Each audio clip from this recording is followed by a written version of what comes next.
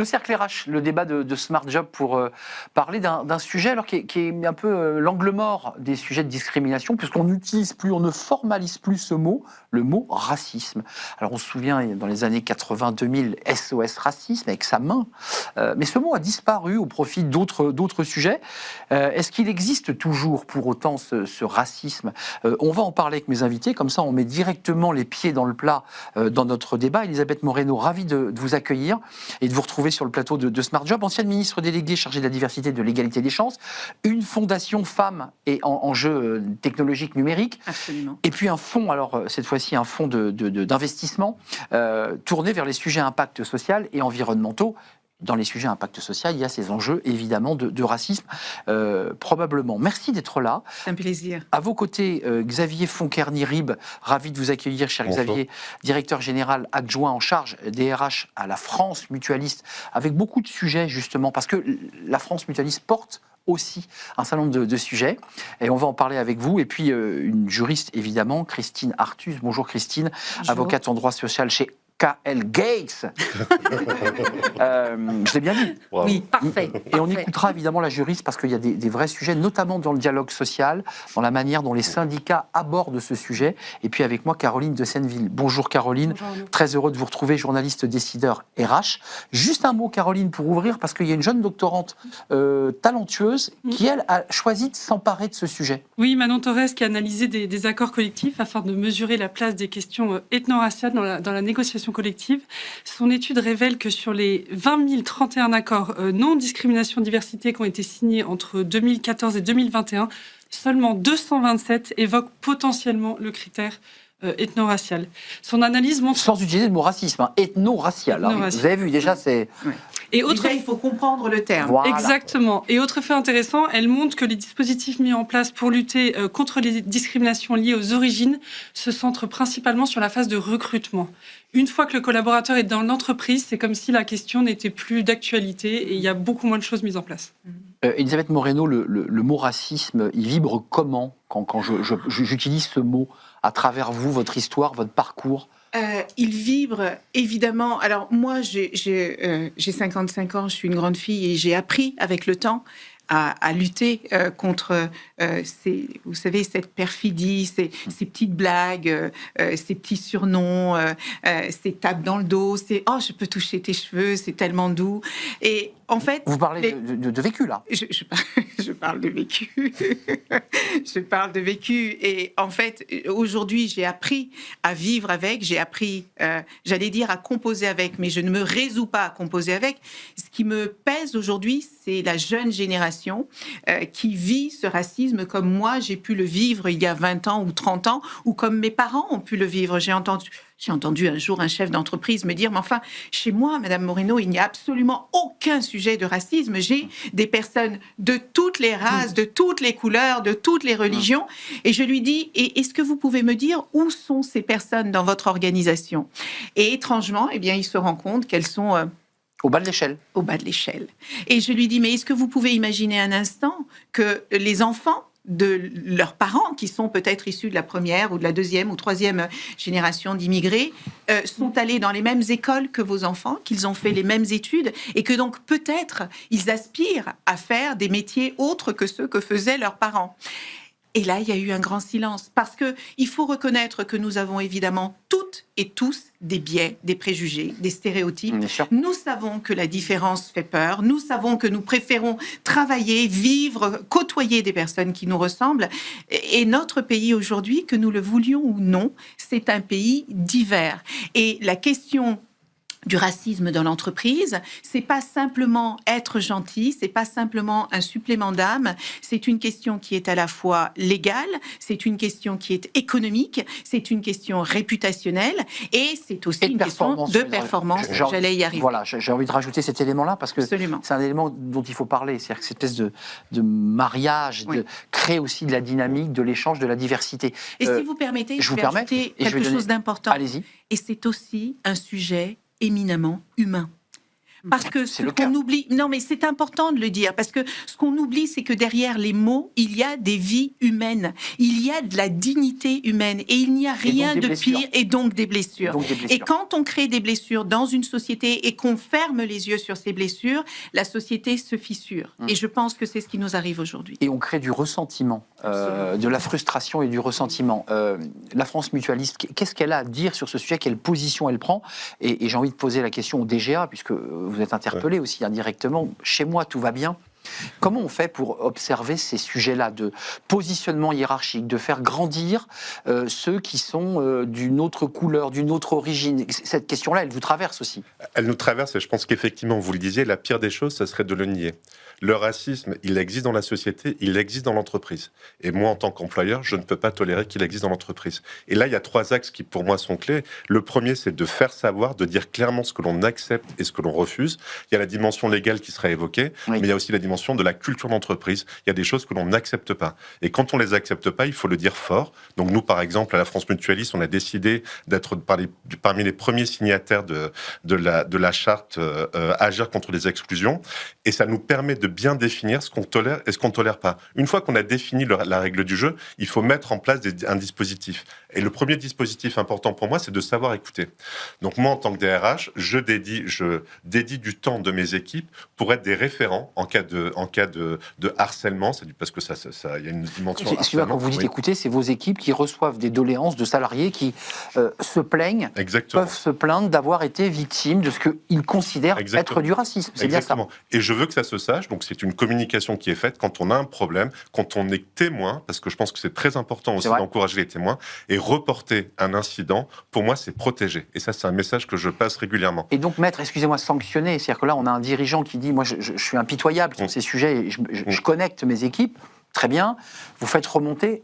Moi, je vois quand même dans l'étude de cette jeune doctorante Torres, il y a peu de sanctions, en fait. Hein. C'est compliqué. Hein. Ça va jamais... Enfin, on en parle, mais ça va jamais très loin. Et juste pour ajouter Caroline. quelque chose, qu'un acte raciste. Hein. Et les DRH interrogés aussi par Manon Torres avancent souvent le fait qu'il est compliqué de mesurer.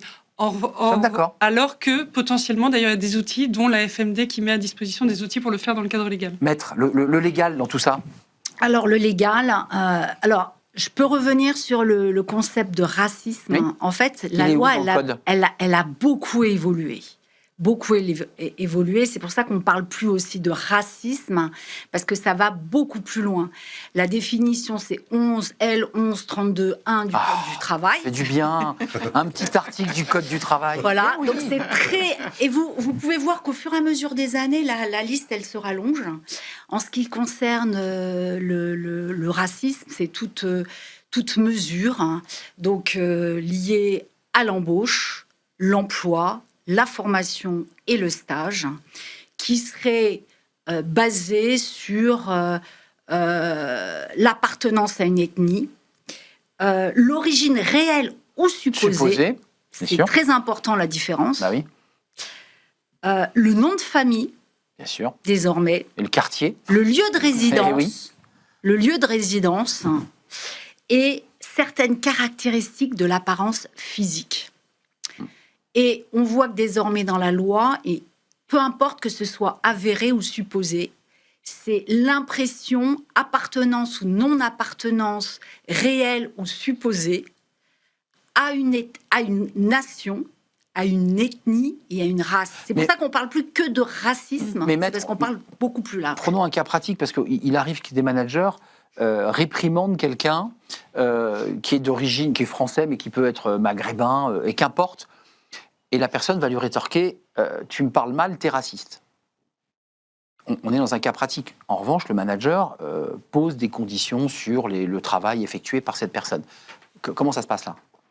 Parce que là, on est dans un débat. Oui. Enfin, je veux dire, mettons les absolument. sujets un peu abruptement, parce que sur le plan théorique, on est tous d'accord. C'est tout à fait inadmissible. Elisabeth, Réfléchis. oui, Moi, ce sujet-là. Moi, j'ai travaillé sur ce sujet-là parce que, en fait, comme j'ai travaillé sur toutes les formes de discrimination, Oui. Une femme peut être discriminée dans un emploi et ne pas être. Elle peut considérer que c'est parce qu'elle est une femme, alors qu'en vérité, c'est parce qu'il y aura un autre candidat, qui peut être une femme, qui a été sélectionné. Et c'est pour ça qu'on parle beaucoup de ressenti. C'est ça. Cela étant dit, vous savez, je connais très très peu de personnes qui vont aller prendre la peine, payer de l'argent, aller au tribunal, C'est en vrai. sachant tout le temps, l'énergie et l'humiliation. C'est extrêmement dur de Devoir raconter justifier, bien sûr. et de justifier et de voir C'est vrai. l'autre vous dire mais non, tu dois te tromper. Donc en fait, il ne faut pas non plus Oui, c'est un se argument cacher massue. derrière le ressenti pour justifier que ce ne soit pas entendu. Ça, je partage cette Oui. opinion. Et je pense qu'en tant qu'employeur, nous, ce qu'on a décidé, c'est de vite mettre en place des formations pour les managers, J'allais vous venir. l'évoquiez, et puis pour les recruteurs. C'est-à-dire que nous, on ne permet pas qu'un manager recrute sans avoir été formé. Et la formation, c'est quoi? C'est 2 aspects fondamentaux sur ces sujets-là. C'est la lutte contre les préjugés.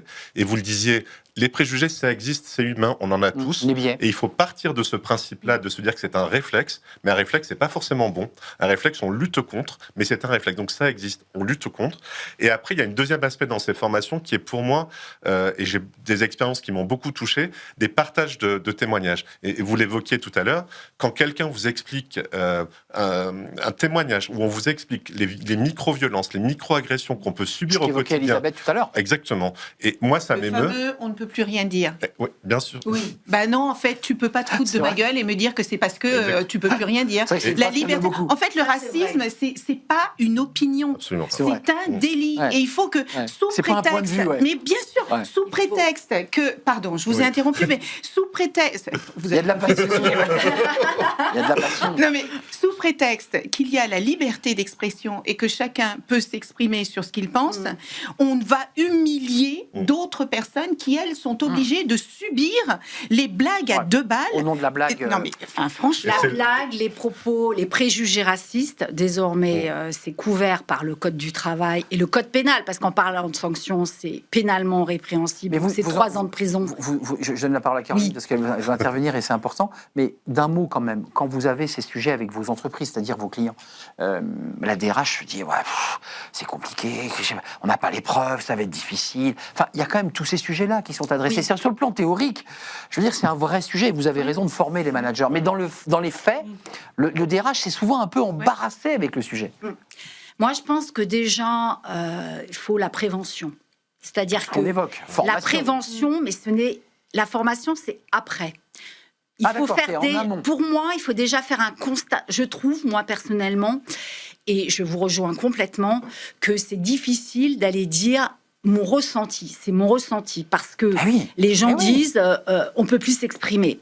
Donc on note que dans les sondages, quand même, j'ai vu le sondage du 10 décembre dernier de l'OIT, Oui. que c'est quand même 53% qui considèrent que il y a une discrimination Ils ont été à l'embauche, victimes de c'est discrimination en raison de, je cite, noirs, maghrébins et arabes. Ça fait 20 ans que je fais 25 ça. ans que je fais de la télé, c'est 25 ans que je traite le sujet. J'ai l'impression que ça bouge pas. Pourquoi Ah, c'est Parce même- qu'en fait, C'est pire. il faut que les entreprises en aient conscience. Il faut que les entreprises en aient conscience. Donc les recruteurs. Et ça veut dire faire un constat déjà. C'est-à-dire qu'on se cache les yeux. Il Donc faut regardez que... la vérité en face. Exactement. On se dit oui, mais non, finalement, Nous, on est bien, non. Le nombre de fois où je vous rejoins, où quelqu'un, on lui dit mais t'es raciste, va dire ah non mais moi j'ai des copains arabes. Mais Ça c'est la blague de Coluche. Hein. c'est ridicule, Ouais, c'est je suis pas ridicule. raciste, Donc du coup, moi, c'est pour le une lion. entreprise, Exact. pour une entreprise, Exact. qu'est-ce que je recommande? C'est déjà de faire un constat, un audit. Un Ouais. audit interne, parce que les gens ne viennent pas spontanément. Ça veut dire un audit interne, ça veut dire par un cabinet extérieur, indépendant, Et objectif. après quand même un travail de formation. Après, une fois qu'on constater aussi qu'est-ce qui existe dans l'entreprise, qu'est-ce qui marche et qu'est-ce qui ne marche pas et pourquoi, forcément la formation des managers et effectivement le Code du travail du Comex, prévoit Bien sûr. des managers, du COMEX, Ouais. des directions, Des etc. dirigeants. On commence d'abord D'abord. par les dirigeants, parce que Et si une les dirigeants sont charte. Et une permissifs, charte. Bah oui. toute la culture Bah, de et les l'entreprise. managers une se charte. lâcheront. Ouais. Mais on est Caroline, loin. attendez, Caroline voulait prendre la parole et c'est important. Non, mais j'avais un chiffre, parce que Elle a le chiffre, elle le tient depuis tout à l'heure. on parle beaucoup des Ne lâchez ressentis, pas. mais il y a un chiffre qui m'a marqué. L'Observatoire des inégalités a publié un rapport en 2024 qui montre qu'à profil équivalent, un homme dont au moins l'un des parents est originaire d'Afrique subsaharienne gagne en moyenne 400 € de moins qu'un enfant de personne née sur le sol français. ce que vous évoquiez tout à l'heure sur la J'évoquais tout à l'heure. situation hiérarchique ou Absolument. sociale Absolument. de ces personnes D'abord parce issues de qu'ils n'ont l'immigration. pas accès aux métiers qui payent le mieux. Ensuite, on a 40 grands groupes dans notre pays et 120 SBF 120.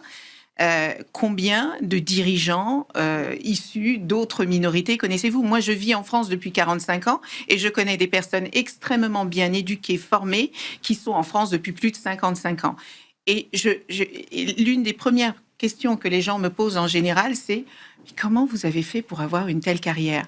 Ils n'osent pas me dire, c'est comment vous avez fait pour avoir une telle carrière en étant femme et en étant noire. Et moi, je suis OK pour avoir ces discussions ouvertes. Non, c'est important d'en parler. Oui. Parce que le fait de ne pas en parler... Ce que l'on fait là d'ailleurs. Voilà, et c'est On met pour le ça, sujet sur la table. il faut mettre le sujet sur la table parce que si vous ne laissez que les personnes... Parce que vous voyez bien Elisabeth. que l'espace public aujourd'hui est occupé Juste- par tous ceux qui sont contre.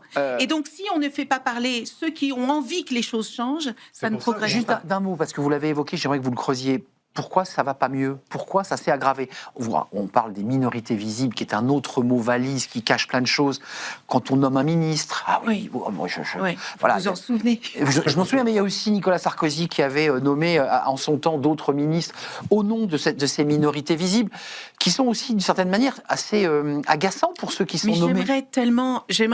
aujourd'hui, je ferais presque le même rêve que Martin Luther King. Moi, j'ai pas envie qu'on me regarde pour ma couleur de peau. Je veux juste qu'on me regarde pour mes compétences. Parce que je me suis battue, parce que j'ai travaillé, parce que j'ai fait des études. Et c'est le cas de mes enfants, et c'est le cas de petites filles et de Nous sommes petits d'accord. garçons. Donc, si on pouvait arrêter d'essentialiser les gens et de les regarder par rapport à leur rapport, déjà, ce serait Vous voyez, Elisabeth, Pourquoi ça en- Elisabeth Moreno, ministre de la Défense et des Armées, ça c'était intéressant. Ça, c'était Vous intéressant. voyez, c'était intéressant. Ça, c'était Je me permets. Mais je sais pas, non, mais c'est un vrai sujet. Non, mais... Non, Vous avez la compétence de diriger nos armées. Non, mais j'ai passé plus de 25 ans dans le monde de l'entreprise, dans le monde, dans les multinationales, Mais c'est ce que je vous dis. Voilà. On a tendance à enfermer les gens dans des cases et considérer que... Vous me demandiez pourquoi ça ne s'améliore pas. Je pense que toutes les crises sont propices à exacerber la peur Évidemment. et la haine de l'autre. Le repli. Et le repli sur soi. Ah oui. Et on a besoin de trouver des responsables et des coupables à nos malheurs. Et comme en ce moment, on accumule les crises et que vous avez des journalistes qui, sur des plateaux, vont fustiger Omar Sy parce qu'il a eu le malheur d'aller célébrer la victoire du Sénégal. Sénégal. Mais on marche sur la Bah oui, tête. Et donc, quand vous avez ce C'est son genre... deuxième pays. Hein, Et quand vous avez ce genre de paroles ouvertement racistes et qui s'expriment C'est vrai. sur les chaînes de télévision, ou quand vous avez des politiques, vous avez des hommes et des femmes politiques, et ce sont eux qu'on voit et qu'on entend et qui polluent nos environnements, comment voulez-vous que les gens ne soient pas influencés par contamination des cette cerveaux. contamination? Ouais, Exactement. absolument. Et- Xavier, allez-y, et après Christine. Et dans l'entreprise, Débat passionnant, mais le temps presse. Ouais, c'est ça. Et en fait, tout à l'heure, ce que je voulais dire, c'est que c'est pas on peut plus rien dire. Moi, ce que je dis dans l'entreprise, c'est il faut tout dire. Alors, dans ce qui est légal, mais il faut avoir le courage. Il faut venir en réunion. Il faut venir dans toutes les instances. Et moi, dans mon accord d'intéressement, pour rebondir sur votre point, moi, j'ai mis un point d'honneur à ce qui est un critère de notre accord d'intéressement qui vienne reconnaître la sensibilisation à l'inclusion, parce que moi je crois à l'inclusion. Plus largement. Exactement. Et chaque année on choisit un thème. Et donc du coup, on construit une société, une entreprise inclusive. Et c'est pas uniquement punitif quand il y a des choses qui ne vont pas, on les sanctionne. On veut aussi que ça aille vers le haut. Et plus les collaborateurs, plus les managers sont formés aux problématiques de l'inclusion, et plus la prime d'intéressement est importante. Très intéressant qui vient éclairer l'écart de salaire de 400 €. Christine, vous avez une minute Alors, oui. pour nous éclairer Alors, ou je pense nous faire que avancer sur ce sujet. Pour répondre aussi à votre question, c'est que je pense également que... Pourquoi ça s'aggrave? Alors, pourquoi ça s'aggrave? C'est que déjà, les chartes, c'est bien comme toute charte, il faut convaincre les gens et il faut donner l'exemple. Oui, c'est ça. Donc On ça l'affiche, mais il commence faut l'appliquer par le après. COMEX. Bah oui, Voilà. on est d'accord. Et ça commence par le COMEX. Si vous dites à vos managers de recruter dans la diversité, mais qu'au COMEX ou dans les postes à Il n'y responsabilité, a pas une femme. il y a pas, et- ça ne marchera pas. Bah oui. bah Donc, oui. c'est vrai que vous parlez des femmes. C'est vrai qu'on est arrivé au quota.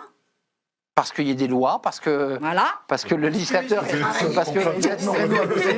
Bah, je pose la question, ça a marché. Oui. Et ça Est-ce que les quotas... Ça, c'est le sujet de l'affirmative action qui est posé dans des modèles qui s'opposent. Mais oui, objectivement, mais on est-ce n'y qu'il faut- arrivera jamais. Si on ne... Vous savez, Des quotas. l'état humain, enfin, la nature humaine est ainsi faite. Oui. Vous voyez, on est passé de 9 à 45% de femmes dans les conseils d'administration parce qu'il y a eu une loi. Quotas. Et les Et COMEX, aujourd'hui, avec on Rixin. espère qu'avec la loi Rixin, on arrivera à avoir davantage de femmes dans les CODIR et dans Exact. les... Eh bien, si la loi n'est pas incitative, en fait, la loi est la meilleure pédagogie parce qu'elle vous oblige à réfléchir à ce que vous faites Pas le et à la choix. manière dont vous le faites. Moi, Merci je pense, pour cette et belle la émission. sanction. Et la- Et la sanction. Et la sanction Financière. difficile. Non, Avec mais financière. Merci. Des quotas. Ce sera le dernier mot, Christine. Financière.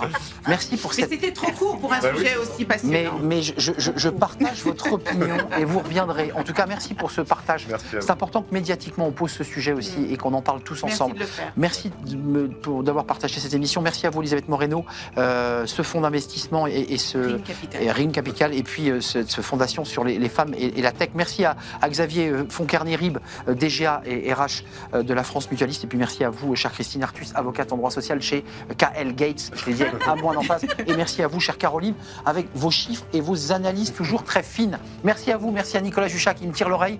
Et merci à Paul au son et merci à Charles à la réalisation. Et je vous dis à très bientôt. Bye bye.